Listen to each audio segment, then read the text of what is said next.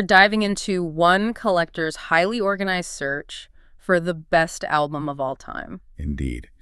We're immersing ourselves in this fascinating, very personal, and sometimes ruthlessly critical methodology from a writer known as Greenstrokes. Yeah. The source material is their blog series, and it's aptly titled Album Quest, The Search for the Best Album of All Time. Okay, let's break down this methodology right away because it's really the framework that gives this whole thing its drama, its legitimacy. It really is. Greenstrokes basically decided to remove all external bias and treat their massive personal music library like a global sporting event. It's a beautifully simple concept. Punishing, though. Oh, absolutely punishing. That's the key phrase they use. Football meets music. It's structured exactly like a World Cup. The author first randomly sorted every single album they own, and we're talking hundreds, maybe thousands of them, into groups of 4. It's a completely blind draw. Groups of 4, just like the World Cup group stage. And the rules for advancing are just as tough. They are. The author commits to listening to each group of 4 albums repeatedly. No distractions. So they can really absorb and compare the 4 collections. Exactly. And then they rank them 1 to 4 based purely on their own subjective enjoyment and the perceived quality just within that specific group. And the stakes within this little universe are immense. They really are. Only the top 2 advance to the next round. They get their shot at the title. And the bottom 2. They're eliminated. Done. Yeah. Banished from contention forever. It's a brutal zero-sum game played with music you're supposed to love. And so our mission today is to do our own album quest into the details of one of these competitive brackets, specifically round 1, group 213. A very specific group. We're going to examine the contenders, we're going to dissect the author's critiques, and really try to understand the logic behind the final rankings. And this group 213, is really instructive because the source material gives us everything. Yeah. The raw data, the 4 albums, and the subjective analysis. It lets us sort of reverse engineer what it takes to succeed in this album quest. Okay, so who were the 4 titans clashing in the arena of Group 213? It's a fascinating mix. A really diverse group of contenders, yeah. We started with Definitive Collection Disc 2, which is, just pure Lionel Richie, sheer class. Then there was this compilation, one that came with some pretty high expectations just from its title, Giants of Rock Live, various artists. Right, you hear that and you think stadium anthems, legendary stuff. For sure. Next up, a pure pop titan, Robbie Williams, with his collection Songbook. A huge star. And finally, the wild card. Another compilation, this one just called Legends, also various artists. This one has a bit of a mysterious origin. A much lower pedigree origin, which is what makes it so interesting. So what's immediately clear is the dynamic here. You've got 2 very focused, artist-driven collections, Richie and Williams. Facing off against 2 broad curated compilations, Giants and Legends. And our task is to figure out the author's reasoning. Why did these 4 albums, all of them commercially huge or at least relevant, land where they did? Exactly. We're going to find out that the criteria for success in this quest are very, very specific. It's not just about having hit songs. Absolutely. It's a beautiful study in subjective judgment. So let's jump straight into the winner of Group 213, Section 1, the surprising advancement of this eclectic compilation, Legends. This album's victory is fascinating right from the start. Its origin story is just so different from the other 3 contenders. How so? Well, the author points out that Legends was a free newspaper disc, specifically a Daily Mail giveaway from many moons ago. Okay, that is a critical piece of context right there. It's huge. The fact that a freebie, a disc you get with your morning paper, could not only compete but actually come out as the worthy group winner, that tells you a lot about Greenstrokes' values. It says that quality curation can trump commercial pedigree. Totally. Yeah. It forces you to ask, what happens when the art of just putting an album together, the actual track selection, is valued more than the branding or the budget? And the answer, in this album quest at least, is victory. The author notes the incredible, almost dizzying diversity of the track list right away. I love the author's question here. They ask, who deliberately puts Tony Bennett, Bob Dylan, and Rio Speedwagon on the same disc? Exactly. It's not a track list. It's a collision of genres and generations. It's proof that this compilation wasn't driven by some clear marketing angle. It wasn't, summer rock anthems or something. Not at all. It was probably driven by whatever licensing was cheap that week, or maybe a uniquely adventurous curator. Greenstrokes calls it eclectic even for me. And yet, despite that randomness and its low-cost origin, the final impression was just overwhelmingly positive. Right. It didn't feel chaotic. It felt celebratory. Yeah. The author called it a bona fide celebration of music history and diversity in one collection. And they said the listening experience was a right treat. So the lack of a single theme actually became its strength. It was constantly surprising. Which is something that's clearly highly valued in this album quest environment. You don't get bored. Okay, let's get into the specifics. What were the anchor tracks that held this whole thing together and made it a lineup of splendid songs? The list is powerful, and it hits different registers right away. It starts with Billy Joel's Piano Man. A great opener. It's a narrative, everyone knows it. It's a strong emotional anchor. Exactly. And then after that, you get the Byrds' Mr. Tambourine Man. Yeah. So you go from that barroom storytelling to this, like, psychedelic folk rock energy. A total pivot. And then the emotional weight of Simon and Garfunkel's Bridge Over Troubled Water. That sequence right there. Narrative, psychedelic, and then a profound ballad. It's incredibly dynamic. And it keeps going. The album shifts again completely with Andy Williams' Music to Watch Girls By. Which is just this delightful piece of 60s swagger, you know. The sequencing is just so smart. It's designed to keep you engaged by never letting one genre settle in for too long. Prevents genre fatigue. Right. Then you move into that classic rock pop territory with ELO's Mr. Blue Sky. Which is almost universally seen as a mood lifter. It's impossible to be unhappy listening to that song. It's sunshine in a song, basically. Mm-hmm. And then, for a counterpoint, you get this really melancholic, beautiful piece, Justin Hayward's Forever Autumn. Wow. The author even measures it empirically. 20 tracks, 76 minutes of runtime, and they describe all of it as uninterrupted quality. That consistency over such a massive, diverse runtime, that has to be its secret weapon. It really is. So, okay, 76 minutes of uninterrupted quality, but the author did note a little hiccup. We have to talk about the Bonnie Tyler issue. Yes. The source material singles out the presence of Bonnie Tyler with the track Speed of Light. And the author's critique is, well, it's pretty sharp. What do they say? They just say, I mean, it's not even total eclipse. Come on. Huh. Okay, this is a perfect example of how the author's subjectivity really defines this quest. Totally. Is it really fair to knock an album because the licensing team couldn't get the biggest hit? I mean, Speed of Light might be a perfectly good song. It might be. Oh. But the author is judging the album against the platonic ideal of a Bonnie Tyler song on a compilation called Legends. Which would obviously be Total Eclipse of the Heart. Of course. So, for the author, including a lesser-known track suggests a compromise. It suggests they couldn't get the big one, which slightly tarnishes the otherwise flawless execution of the album. It's the difference between an A+ and an A. A pretty tough marker, but I guess it makes sense for a competition this intense. It does. But despite that one flaw, the final assessment was just so positive. Yeah. Legends was deemed a worthy group winner and an excellent compilation. And here's the best part, the strongest piece of evidence we have for its quality. What's that? The author, in this great meta moment, reveals they were still listening to it while they were typing up the blog post about its victory. That is the ultimate test. The album became the soundtrack to its own glowing review. It did. So Legends secures first place. It advances to round 2. A brilliant example of how smart curation can outperform polished, big-name artist collections. Now let's pivot to the second qualifier in Group 213. We're moving into Section 2, covering the Pop Kings case. Songbook by Robbie Williams. Before we even get to the album, we have to acknowledge just the staggering scale of Robbie Williams' success. The author brings this up based on a Graham Norton episode they saw. And they were appropriately bowled over by the statistic. They mentioned that Robbie Williams had recently achieved his 13th #1 album. 13. And the author writes it in all caps with exclamation points. 13 #1 records. And you really have to absorb that number.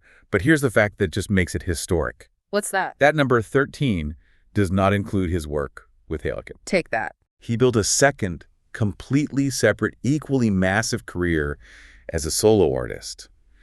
That really contextualizes the powerhouse we're dealing with here. It really does. And that sets the stage for Songbook, which is described as a greatest hits, but with a bit of a personal touch. Yeah, Green Starrock suggests it includes a few personal favorites, chosen by Robbie himself, so it might deviate a bit from just the biggest chart hits. But what's really compelling about this review is the author's confession of their own bias.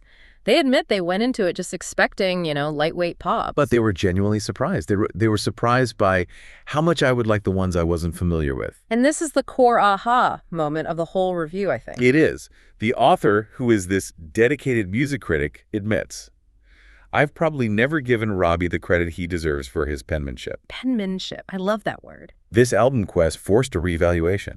It revealed that his lyrics are, quote, quite clever at times and communicate with a strength and emotion you don't always credit to a mainstream pop star. So that shift from seeing him as just a charismatic performer to seeing him as a real writer, that's a huge win for Songbook. A massive win. So which tracks in particular showed off this unexpected depth?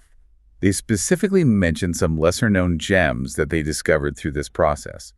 They named The Trouble with Me and, critically, the track Me and My Monkey. Okay, let's dig into Me and My Monkey, because the author's interpretation here is really insightful. It's not just a song, it's framed as an allegory. Yeah, it's described as a modern-day allegory depicting Robbie's inner personality battling addictions. So the monkey is the monkey on his back. Exactly. If you follow that interpretation, the monkey is his shadow self, the compulsive part of him.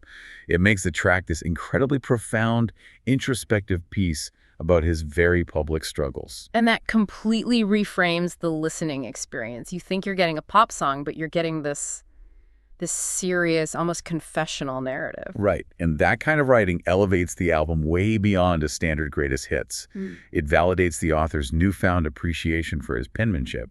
And the sophistication doesn't stop there, right? It moves into cultural commentary, sure. The author talks about the track Viva Life on Mars. Yeah, they use that track to dissect Williams's cultural literacy.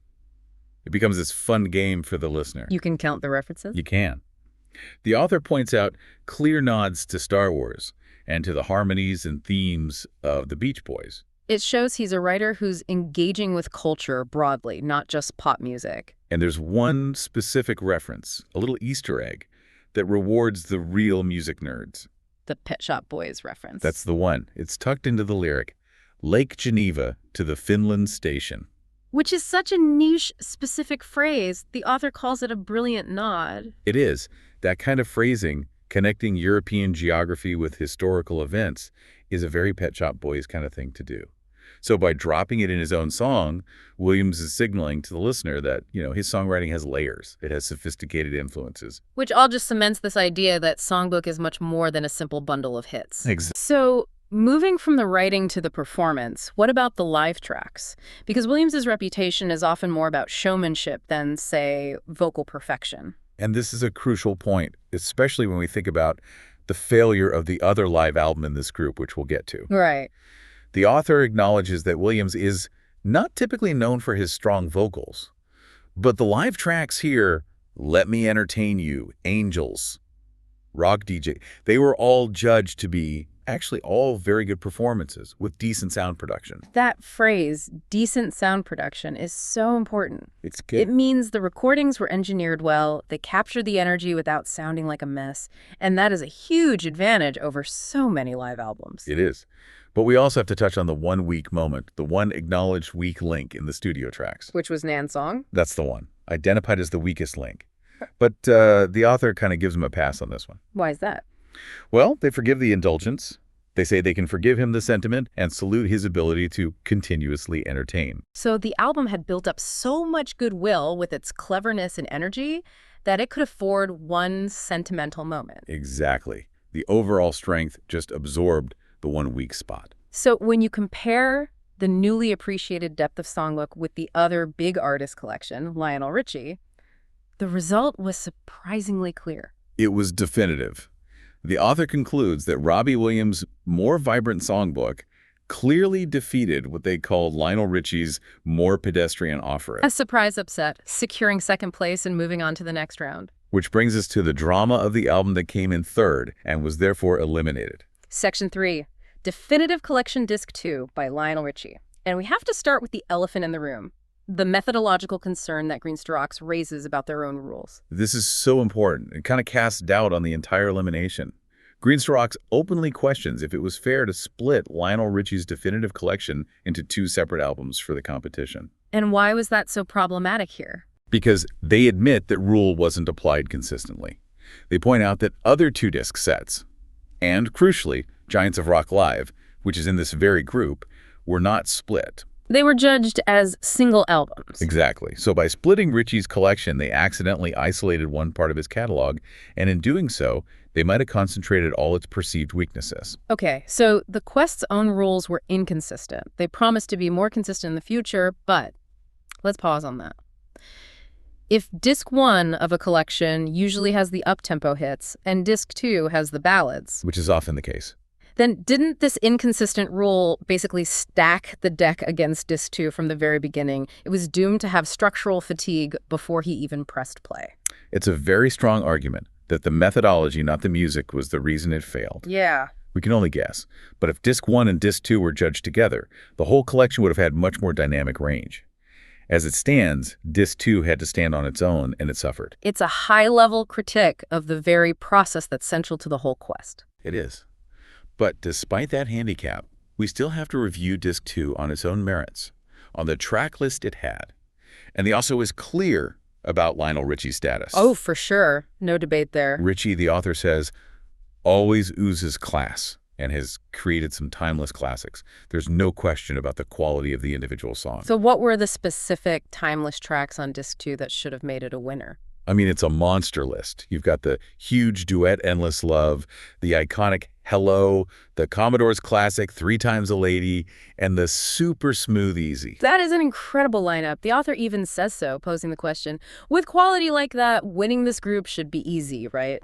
And the irony, of course, is that the answer was a huge no. And this is where we get to the core of the critique, the album's sequencing and flow. This is what we need to really unpack. What was the central structural problem here? The problem wasn't the quality of the songs, it was the density.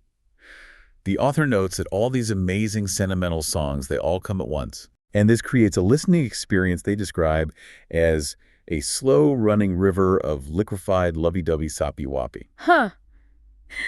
That phrase, as informal as it is, it just brilliantly captures that feeling of being overwhelmed by sentiment. It really does. The songs are fantastic on their own, but back to back to back, they just don't offer any variety. They don't give the listener a break. It's a crucial lesson in album architecture, isn't it? A greatest hits album needs peaks and valleys. It does. When you stack 4 or 5 of the biggest, slowest, most emotional ballads in a row, the listener just gets tired.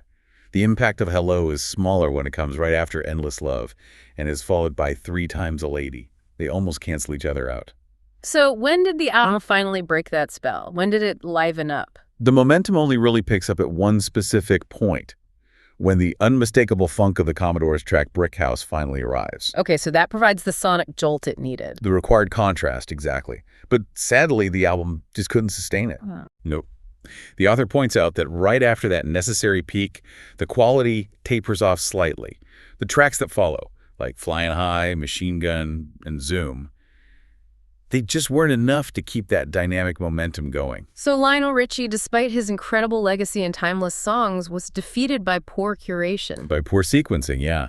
The dynamism and the lyrical vibrancy of Robbie Williams' Songbook proved to be the antidote to that pedestrian flow. A surprising result. Richie gets 3rd place, proving that even timeless music can be doomed by bad structural arrangement. Especially in a rigorous album quest like this one, which is designed to reward the most engaging, consistent listening experience from start to finish. And that brings us to the unfortunate contender that came in dead last, Giants of Rock Live, which we're dissecting in Section 4. The failure here starts with the title itself, which just set up these massive, unmet expectations. The author admits it. They started with great hopes for this album, expecting legendary rock moments. And those hopes were dashed after a single listen. That is maybe the most damning sentence in the whole review. Yeah. Dashed after a single listen. It's brutal. And the first warning sign was the lack of genre fidelity. The title promises rock giants, but the track list delivered something else. Something confused. Very confused. The source material says some artists seem to have been borrowed from a Giants of Pop album. They specifically call out Gary Newman and Tapao. Okay, I see the problem. New wave, synth pop, mainstream pop rock that clashes with the whole Giants of Rock promise. It undermines the album's identity right away. It does. But the identity crisis was just the beginning. The real fatal flaw was the wildly inconsistent quality of the recordings themselves. This proves that putting Giants on the cover means nothing if the execution is bad. Exactly. The author notes a highly dynamic level of both performance quality and production quality. And by dynamic, they mean unreliable, all over the place.